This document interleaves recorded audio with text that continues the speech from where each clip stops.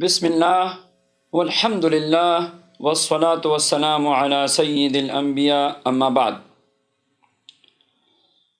مدینہ منورہ، مکہ مکرمہ یعنی حرمین شریفین کا شوق، وہاں جانے کے لیے تڑپ، گنبد خضرا کا دیدار، اللہ کے گھر گھومنا، طواف کرنا، اللہ اکبر، ہر مسلمان کی دلی خواہش ہے اور ایک ارمان ہے، ایک تمنا ہے کہ اللہ جل شانہ حجاز مقدس کا سفر نصیب فرمائے۔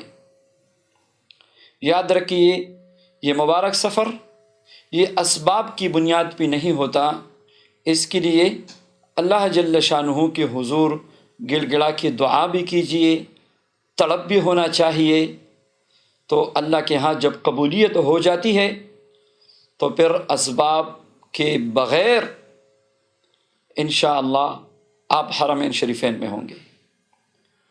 کچھ اعمال و وظائف بزرگوں سے منقول ہے، جن اعمال کی برکت سے اللہ جل شانہ غیب سے اسباب فرما دیتے ہیں اور بظاہری کوئی سبب نہ ہوتی ہوئی بھی اللہ جل شانہ حرمین شریفین کا سفر نصیب فرماتے ہیں۔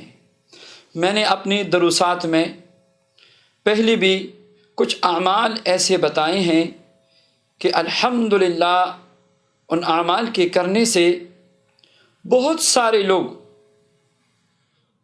جنہوں نے رابطہ کیا، اور بہت سارے ایسے لوگ ہوں گے جنہوں نے ہمیں بتایا نہیں، مگر الحمدللہ ان اعمال کی برکت سے اللہ پاک نے ان کو قبول فرمایا، ان کو عمرے کی اور حج کی سعادت نصیب ہوئی۔ بلکہ اگر یہ بتاؤں تو مبالغہ نہیں ہوگا، کئی ایسے حضرات ہیں کہ ان اعمال کی برکت سے اللہ جل شانہ ہر سال، بلکہ سال میں بھی ایک دو دفعہ ان کو قبول فرماتے ہیں اور وہ حرمین شریفین حاضری دے کے آ جاتے ہیں۔ ایک بہت بڑا تحفہ ہے، ایک بہت بڑی نعمت ہے اور ایک زبردست عمل ہے جو کبھی خطا نہیں گیا۔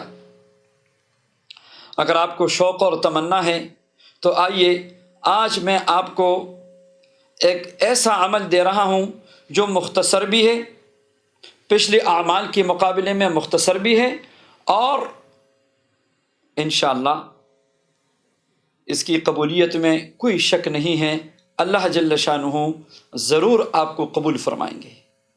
عمل کیا ہے؟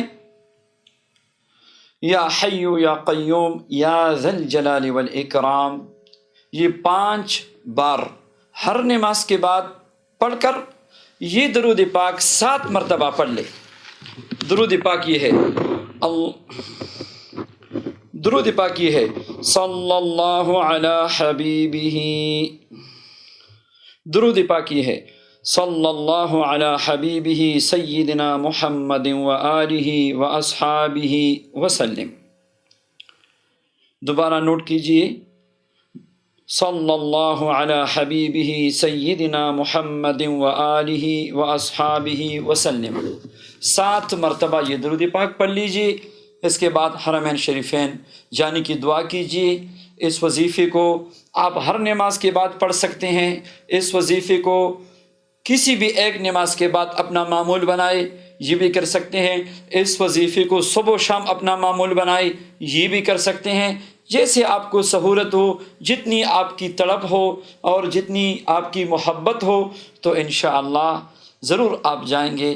اللہ جل شانہ جس کے دل میں بھی طلب ہے، ارمان ہے، تمنا ہے، چاہت ہے گنبد خضرا کی زیارت کی، بیت اللہ کی زیارت کی، اللہ سب کو نصیب فرمائے، آمین یا رب العالمین۔